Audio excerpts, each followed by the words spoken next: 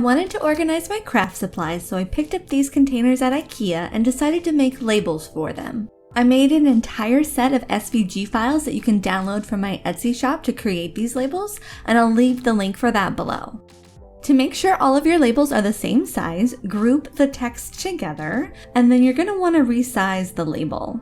The only number that you need to worry about is the height of the label, so drag until it is 1.35 inches tall, and the width can vary.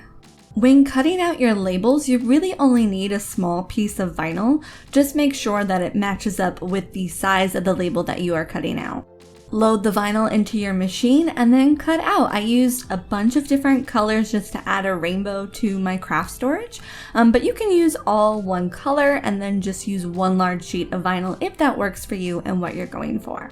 Remove any of the excess vinyl so that you remove the outside and then the letters so that when you put the label on your container, the container will show through to the letters. So go through, weed it all out for all of your labels, and then grab a piece of transfer paper so that you can put the label on the container. Take your transfer tape and put it on top of your label. Definitely follow those guidelines so that when you put it onto your container, your label will be nice and even. Repeat this process with all of your labels until your containers are set and ready to be organized.